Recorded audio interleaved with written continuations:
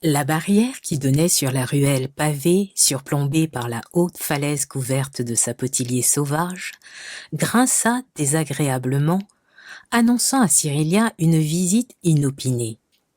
Occupée à nourrir ses quelques poules dans la courette de sa maison située sur la façade qui donnait sur la mer, elle interrompit sa tâche en maugréant pour accueillir l'intrus qui se présentait chez elle à cette heure matinale.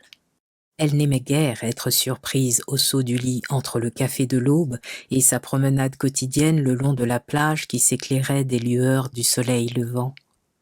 Un rituel quasi immuable exigeait que la marche soit suivie d'un bref bain de mer, d'une longue douche, puis du démêlage de son épaisse chevelure de capresse qu'elle enduirait abondamment de vaseline locale avant de la tresser en couronne.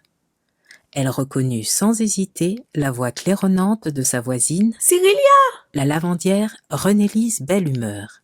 j'ai dit bonjour. J'ai répondu, commère. Et comment va ta vie? Pas trop mal, grâce à Dieu. Entre donc, ma fille. Tu tiens bon? Sans faiblesse, Cyrilla, et je ne te dis qu'une chose, honneur. La même chose pour toi, ma sœur. Et je te réponds respect. Cyrilla précéda l'arrivante belle chabine à la quarantaine opulente jusqu'à la courette. Tu arrives avec le soleil, ma commère. Que dirais-tu d'une petite promenade matinale sur la plage? J'ai coutume de me rendre tous les jours jusqu'au ponton. J'ai déjà marché mon compte pour venir te rendre visite, voisine. Et depuis quelque temps, je souffre un peu des jambes. Tu n'aurais pas dû abuser de tes forces pour me visiter, Renélise. Je viens à peine de me réinstaller dans la vieille maison de ma pauvre maman. Il faudra consolider le toit, il fuit un peu. Renélise tendit à Cyrilla un grand coulis débordant de poissons frais. C'est vrai que tu as dû déménager, ma pauvre. Mais regarde un peu ce que je t'ai apporté pour te réconforter. Une petite pêche de balarou que mon homme a attrapée hier soir à la fraîche. Je les ai déjà écaillés et ils ont macéré toute la nuit dans la saumure. Je n'ai pas oublié que tu es friande de friture, hein? Ne me dis pas que Siméon s'est décidé à aller à la pêche. Je me suis laissé dire qu'il était devenu spécialiste de la sieste. Siméon n'est qu'un vagabond, mais il sait parfois se rendre utile. Tu le remercieras de ma part, car ces balarous que je vais faire offrir ce jour même sont les bienvenus. Et comment vont les enfants? Je n'ai pas à me plaindre, ma chère. Ils profitent bien. Les enfants sont une bénédiction du ciel. Je ne dis pas ça, bien sûr, pour toi qui n'en as pas. Enfin, pas officiellement. Ce sujet de conversation avait généralement pour effet d'agacer Cyrilla.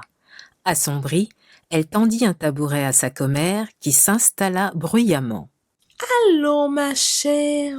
On dit dans tous ces pierres que ton monsieur est parti sur le bateau d'hier. C'est donc vrai? C'est la vérité même, voisine, mais cet homme-là était mon patron, pas mon monsieur. Il m'avait engagée en tant que gouvernante. Gouvernante? Comme c'est gentil. Et il est parti, en effet, son séjour a pris fin. Alors tu vas reprendre ton ancien métier de couturière. C'est ça même. Couturière, repasseuse, cuisinière, j'ai le choix. Une gouvernante, c'est un peu tout ça à la fois, pas vrai? C'est tout ce qu'il y a de plus vrai, ma bonne Sissi. Une bonne gouvernante, c'est un peu comme une femme mariée. Ça doit savoir tout faire. Pour masquer son mécontentement croissant, Cyrilla chassa bruyamment une volaille caquetante qui tentait de s'introduire dans sa cuisine. Allez! Allez donc, chou! Poule! Oh, c'est fou comme ces bêtes-là deviennent hardies ces jours-ci. Celle-là devrait savoir qu'elle est trop dodue pour ne pas craindre de finir à la casserole. Et comment l'appelais-tu encore? Qui ça? Mais ton monsieur, voyons, enfin, ton patron. On l'appelait Hearn. Lafcadio Hearn. Hearn? C'est pas un nom chrétien, ça, hein? Cet homme-là n'était pas anglais, tout de même. Je crois bien qu'il était irlandais. Irlandais? Je l'ai rencontré devant un corosol. Un corosol? Assez faire la fête avec moi, Sissi. Que j'aille en enfer si je mens. Je l'ai rencontré au marché de Saint-Pierre. Assez dire. J'étais en train de choisir mes fruits à l'étal de mon doudou. Brusquement, j'ai vu une grosse main blanche jaillir derrière moi. Elle a saisi un corosol. Aïe, pour Dieu, une main d'homme? Et toi, qu'as-tu fait? Tu me connais, ma commère. J'ai le sang vif. Je n'ai fait ni une ni deux. Je me suis retournée flap. Monsieur, nous autres, Pierrotin de souche, nous avons coutume de choisir la nourriture avant de la toucher. Nous trouvons ça plus sain. Fiche que tu es effrontée, ma fille. Ne me dis pas que ce monsieur ne s'est pas fâché. Non seulement il ne s'est pas mis en colère, mais il a éclaté de rire. Il est devenu encore plus rouge et il a ôté son chapeau et m'a répondu avec son drôle d'accent. Madame, je veux bien acheter cette curieuse chose dès que je saurai s'il s'agit d'un fruit ou bien d'un légume, comment ça se cuit et comment ça se mange. On dirait une grosse poire verte hérissée de pointes douces.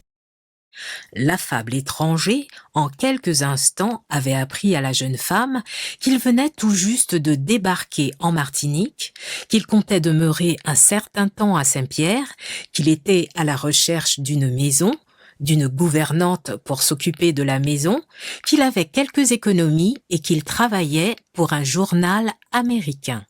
Américain? Il paraît que ces gens-là ont les poches cousues d'or. C'est sans doute ce qui m'a poussé à lui proposer mes services. Quel est votre nom? Cyrilia Magloire. Il a trouvé que c'était un joli nom qui me seyait à ravir et m'a donné le sien. On m'appelle Hearn, Lafcadio Hearn, et je crois bien que je viens de faire une rencontre importante. Cyrilia, je suis correspondant pour un journal américain et je compte passer 1 ou 2 années dans votre beau pays. Si vous le souhaitez, ma chère, considérez-vous comme engagé. Yes, votre prix sera le mien. Eh bien, ma commère, il paraît que le toupet profite. Et qu'est-ce que vous avez fait, lui et toi, après?